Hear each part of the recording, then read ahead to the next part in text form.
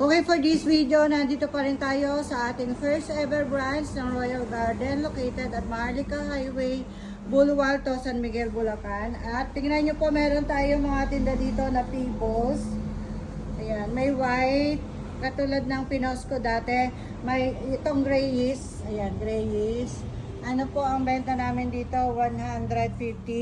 Tapos yung pong yung crack na kulay orange, 150 rin. Tapos yung ganito, yung kulay orange na parang makinis siya, 200. Tapos itong white to, na makinis din, 200 din. Tapos itong white na medyo maliliit, 200 din, isang ganyan. So yan po yung aming mga pebbles na binebenta dito sa aming first ever branch. Pwede po kayong drop by dito para personal nyo makita, or pwede rin po kayo umorder online, isabay nyo sa iba nyong order na bougainvillea sa aming Facebook page, Royal Garden of Bougainvillea. At syempre, meron din tayo dito mga coco peat na nakapak na 1 kilo. Ito 1 kilo to. Then meron tayo nakapak na 5 kilo. So sa 1 kilo natin dito ay 30 pesos. And then yung 5 kilo natin ay 150 pesos. At syempre meron tayo dito mga paso. Itong paso na ito ginagamit namin panghang. Pwede nyo bilhin yan. Tapos meron kami mga alambre na ganyan. Kukunti pala stock dito. Kami rin po gumagawa ng alambre na yan. Pwede nyo pong ihang yung mga dati nyo ng alagang bougainvillea. Bibili lang kayo ng paso na ganyan. Tapos yung alambre na yan, kayo na po ang mag-assemble. Madali lang po yan. Tapos itong mga white pot na yan from small, medium to large.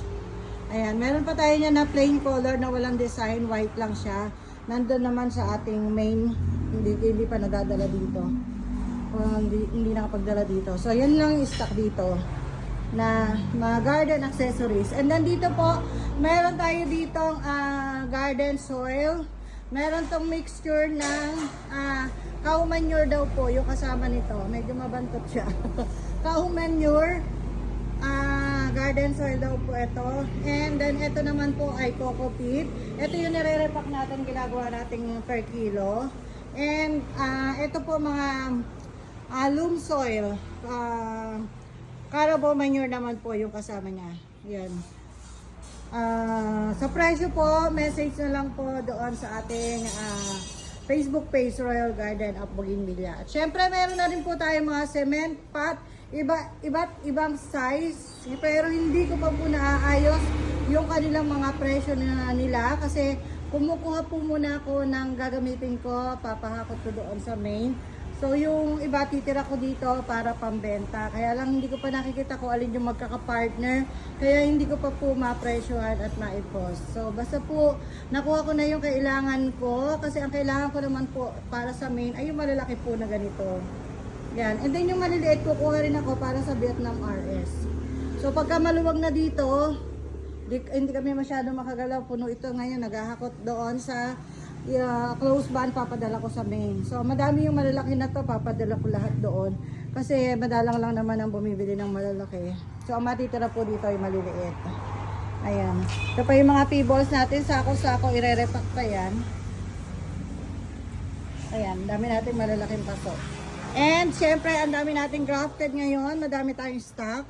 Then, ito pa yung mga paso natin hanggang doon. Oh, puno tayo ng paso.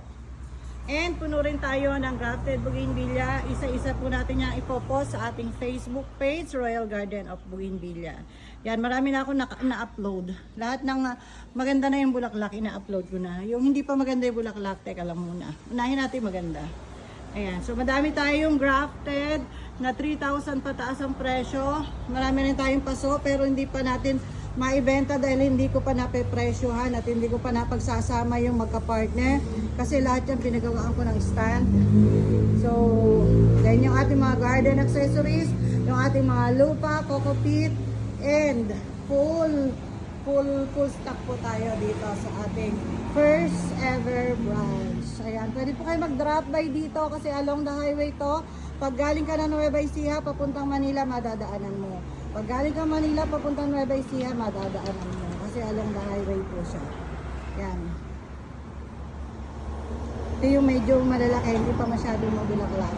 Yung iba naman, lumipas na yung bulaklak. Yan. Pili ka na lang po kapag nag-drop by ka dito or pwede ka po magpa-send ng pictures sa ating mga admin sa ating Facebook page na Royal Garden of Bougainvillea. Yan, mainit. Madami po yan. Madami kayong pagpipilian. Ito yung mga cone pot natin. Ginawa ko pong stand sa mga paso natin na pang Vietnam RS. Ito yung gagawin kong stand or do sa iba pang paso na medyo babagay sa kanya. Kaya puro cone pot kasi pwede siyang stand, pwede rin siyang paso rin. So, dalawa yung purpose sa kanya. Dalawa yung pwedeng paggamitan. So, ayan lang ang binubuo dito sa ating first ever branch. Mas marami pa yatang stock dito kaysa sa... pero pahahakot ko lahat ito dun sa main. Kasi masikip dito eh. Tsaka gagamitin ko ito sa main eh.